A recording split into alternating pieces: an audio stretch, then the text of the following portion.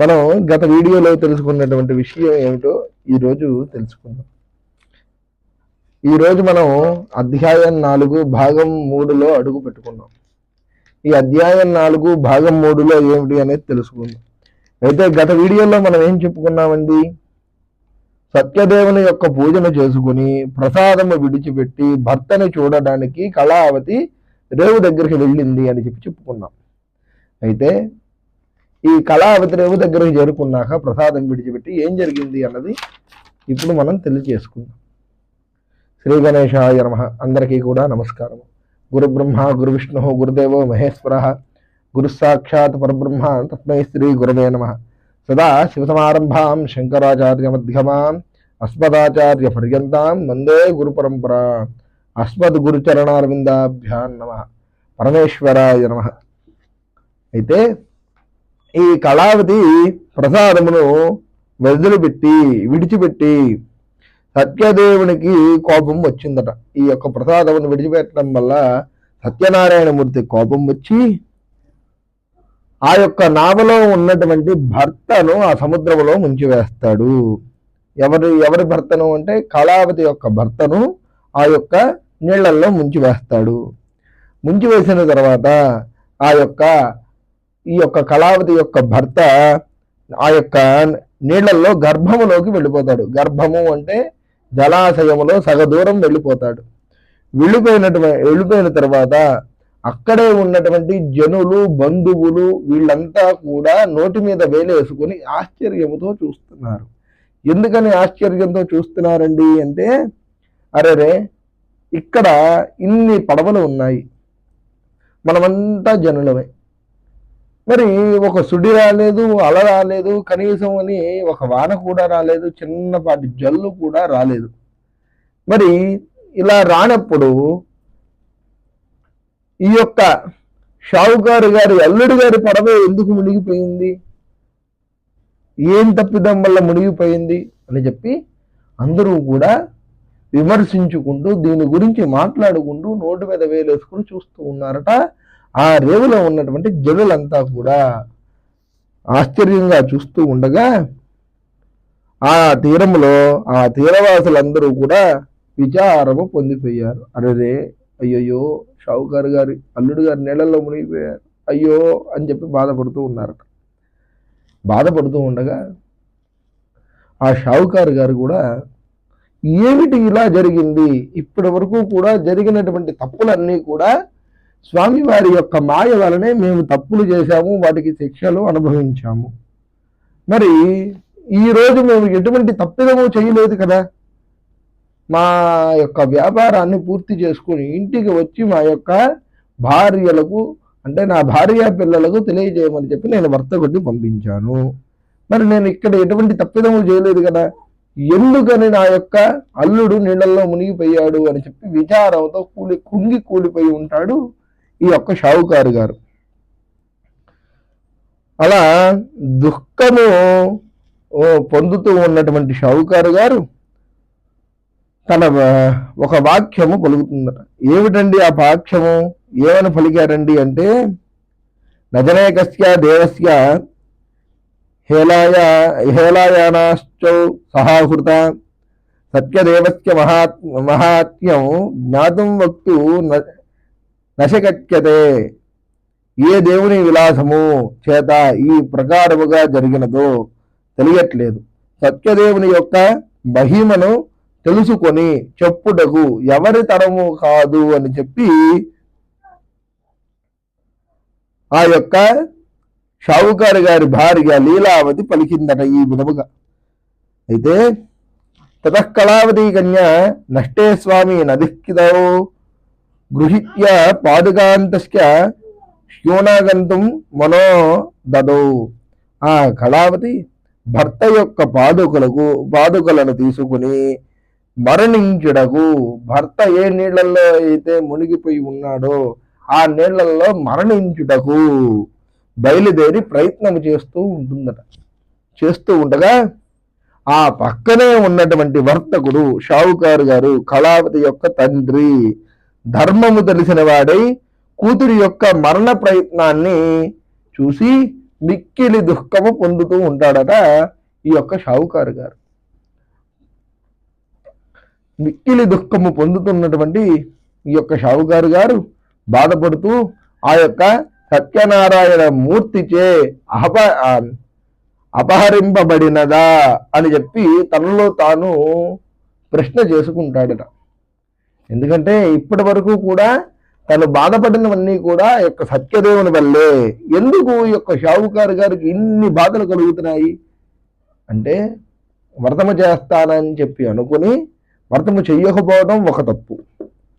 తర్వాత తన కూతురు వ్రతము చేసి ప్రసాదము విడిచిపెట్టి వెళ్ళడం మరొక తప్పు. ఇలా చేస్తూ ఉన్నటువంటి యొక్క షావుకారు గారి యొక్క కుటుంబాన్ని భగవంతుడు ఎలా కాపాడతాడు? ఆయన కాపాడేంత వరకు కాపాడాడు. ఆ తర్వాత ఈయనకి మార్గాన్ని చూపించారు, ధర్మ మార్గాన్ని. అజ్ఞానంతో మూసుకొని ఉన్నటువంటి షావుకారు గారికి జ్ఞానాన్ని ప్రసాదించారు. మరి ఈ జ్ఞానాన్ని ప్రసాదించినటువంటి షావుకారు గారి యొక్క కుమార్తె వ్రతము చేసి ప్రసాదము విడిచిపెట్టి వెళ్ళిపోయింది. అంటే సామాన్యంగా మనందరికీ కూడా తెలుసు, సాధారణంగా మనం దేవాలయానికి వెళ్తేనే ఒక కొబ్బరికాయ కొడితే ఒక కొబ్బరి చెప్ప గుళ్ళో ఇచ్చి మరొక కొబ్బరి చెప్ప మనం తెచ్చుకుంటాం ఒక పువ్వు తీసుకొని. మరి మన ఇంట్లో పూజ చేసుకొని మన ఇంట్లో మనం తీర్థము ప్రసాదము తీసుకోకపోతే భగవంతుడికి కోపం వస్తుందా రాదా? వస్తుంది. భగవంతుడికి కోపం వస్తే ఎలా ఉంటుందయ్యా అంటే ఇలా ఉంటుంది. ఎన్ని బాధలండి! రాజుగారి కోటలో ఖైదీలయ్యారా? ఇంట్లో ఉన్నటువంటి సొమ్మంతా దొంగతనం చేసి దొంగలు తీసుకుపోయారా? సరే కదా అని బయలుదేరితే అక్కడి నుంచి బయలుదేరి వచ్చిన తర్వాత మార్గం మధ్యలో మళ్ళీ యొక్క సత్యనారాయణ మూర్తి సాధువు రూపంలో, సన్యాసి యొక్క రూపంలో వచ్చి వీరి దగ్గర ఉన్నటువంటి డబ్బు నీ దగ్గర డబ్బు ఉన్నదా ఏమున్నది అని చెప్పి అడిగితే ఈ షావుకారు గారు కళ్ళు తెరుచుకొని మూసుకొని ఉన్నవాడిలాగా నా పడవలో ఏమీ లేదయ్యా అని చెప్పి సన్యాసికి చెప్పాడు. సాధారణంగా మన సన్యాసి కనిపిస్తే భగవంతుడు అనుకుంటాం. ఈ యొక్క షావుకారు గారు అజ్ఞానంలో ఉన్నారు కాబట్టి ఈయనకి భగవంతుడు ఆ యొక్క సన్యాసి రూపంలో కనపడలేదు. అక్కడ ఇబ్బంది పడ్డాడా? మళ్ళీ యొక్క స్వామివారి యొక్క పాదాలు పట్టుకొని తన డబ్బు తాను తీసుకొని ఇంటికి బయలుదేరి వస్తూ ఉంటే ఈ ఇంటి దగ్గర కళావతి లీలావతి వ్రతము చేసుకొని ప్రసాదము తీసుకోకుండా రేవుకు వస్తే అల్లుడు నీళ్ళల్లో మునిగిపోయాడా? ఎన్ని కష్టాలండి! చూసారా? ఒక ప్రసాదము తీసుకోకపోతేనో, వ్రతము చేస్తానని చెప్పి చెయ్యకపోతేనో, అంటే మనము ఈ యొక్క వ్రతాన్నే ఎగ్జాంపుల్గా తీసుకోవక్కర్లేదండి, ఏదైనా ఎగ్జాంపుల్గా తీసుకోవచ్చు. భగవత్ కార్యము ఒక మొక్కుకున్న మొక్కు అనేది భగవంతుడికి ఎలా తెలుస్తుందండి? మనం ఇక్కడెక్కడో పెనుబెల్లో ఉంటాం, లేకపోతే మనం ఇక్కడెక్కడో హైదరాబాద్లో ఉంటాం, మనం ఇంకెక్కడో విజయవాడలో ఉంటాం, మనం కొత్తగూడెంలోనే ఉంటాం, లేకపోతే ఏ భద్రాచలంలోనో ఉంటాం, ఏ విజయవాడలోనో ఏ తిరుపతిలోనో ఉంటాం. మనము మొక్కినటువంటి మొక్కు ఎలా తెలుస్తుందండి భగవంతుడికి అంటే వాయు రూపంలో భగవంతుడికి తెలుస్తుంది. అయ్యా నాకు ఈరోజు ఆరోగ్యం బాగుంటే నేను తిరుపతి వస్తాను అని చెప్పి సాధారణంగా మొక్కుంటూ ఉంటాం.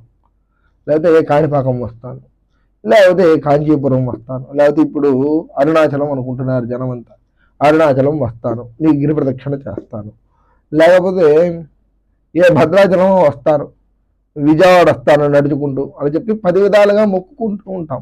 ఈ మొక్కులన్నీ దేవతల దగ్గరికి ఎలా చేరతాయి అంటే వాయు రూపంలో చేరతాయి. మనం ఇక్కడ మొక్కున్నది వాయుదేవుడు భగవంతుడు తీసుకువెళ్ళి ఆ యొక్క భగవంతుడికి అందజేస్తాడు.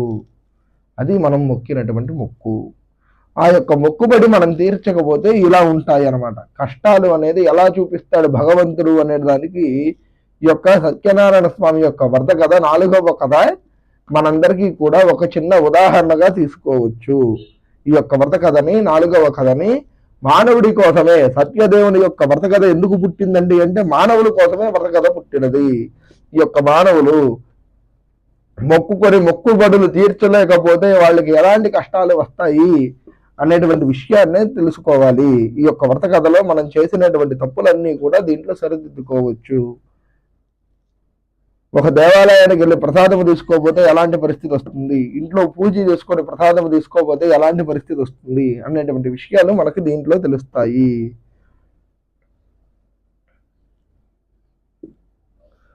అని చెప్పి తనలో తాను ప్రశ్నించుకుని సత్యనారాయణ మూర్తి యొక్క మహిమ చేత కలిగినదా అని నిర్ణయం తీసుకొని, కలిగిందని నిర్ణయం తీసుకుని, సత్యనారాయణ యొక్క పూజ నాకు తగినట్లుగా నా యొక్క సంపద, నా దగ్గర ఉన్నటువంటి ఆర్థిక పరిస్థితిని బట్టి ఈ యొక్క పూజా ద్రవ్యాల్ని కొనుక్కొని నేను ఈ యొక్క సత్యనారాయణ స్వామి యొక్క వ్రతమును చేస్తాను అని చెప్పి భక్తితో నమస్కారం చేసుకుంటాడు ఈ యొక్క వర్తకుడు.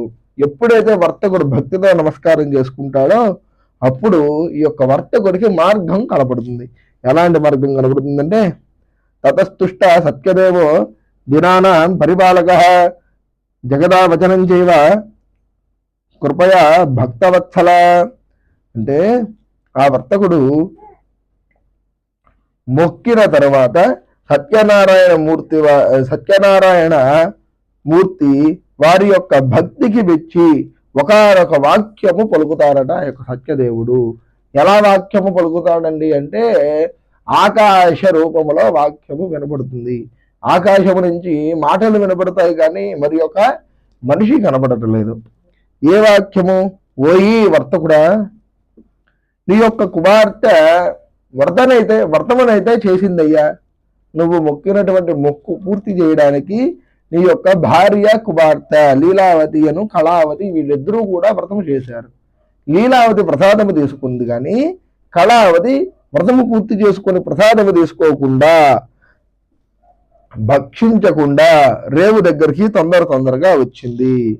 అందువల్లే నీ యొక్క అల్లుడు నీళ్లలో మునిగిపోయాడు. నీ యొక్క అల్లుడు క్షేమంగా తిరిగి రావాలి అంటే నీ యొక్క కుమార్తె ప్రసాదమును భక్షించాలి. భక్షిస్తే నీ యొక్క అల్లుడు క్షేమంగా బయటికి వస్తాడు అని చెప్పి ఆకాశ రూపంలో ఆకాశవాణి వినబడుతుంది. వెంటనే ఆ యొక్క వర్తకుడు తన కుమార్తెని తీసుకొని ఇంటికి వెళ్ళి పునఃపూజ చేసి ఆ యొక్క సత్యనారాయణ మూర్తి యొక్క ప్రసాదమును తీసుకొని ఆ యొక్క తన కూతురికి ఇచ్చి తినమని చెప్పి ఆ యొక్క కూతురు తిన్న తర్వాత అక్కడ నుంచి కూడా బయలుదేరి రేవుకు వచ్చేసరికల్లా ఆ రేవులో ఉన్నటువంటి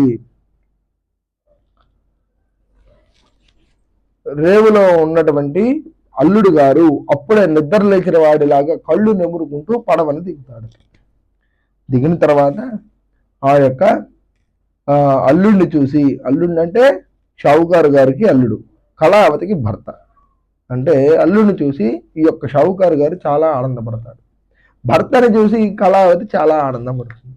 అక్కడ ఉన్నటువంటి జనులు, బంధువులు, అక్కడ ఉన్నటువంటి తీరంలో పనిచేసుకునేటువంటి తీరవాసులు వీళ్ళంతా కూడా చాలా ఆనందింపబడతారు.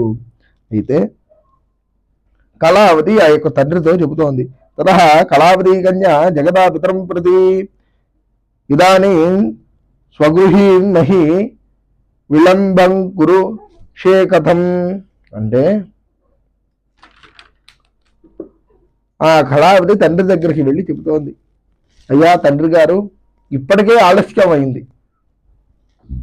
మనము ఈ నదీ తీరమున కూర్చుని సత్యనారాయణమూర్తి యొక్క వ్రతమును ఆచరించి ఇంటికి వెళదాము అని చెప్పి వాళ్ళంతా కూడా అక్కడే కూర్చొని సత్యనారాయణ స్వామి యొక్క వ్రతాన్ని ఆచరించి ఇహలోకములో కానీ పరలోకములో కానీ వీళ్ళు ఈ యొక్క సత్యనారాయణ యొక్క వ్రతాన్ని ఆచరిస్తూ, అలాగే ఎప్పుడెప్పుడు ఆచరిస్తున్నారండి ఈ యొక్క వర్తకుడు అంటే ప్రతి పౌర్ణమికి, అలాగే ప్రతి మకర సంక్రాంతి నాడు ఈ యొక్క సత్యదేవుని వ్రతము చేసుకొని ఇహలోకములో కానీ పరలోకములో కానీ నిత్యము వైకుంఠ వాసులై ఆ యొక్క కుటుంబం అంతా కూడా భగవంతుడి దగ్గరికి చేరుకున్నారు.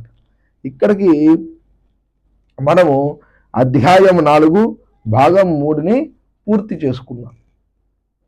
రేపు వచ్చేటువంటి అధ్యాయము 5 భాగము 1లో ఏమిటి అన్నది మనమంతా కూడా తెలుసుకుందాం.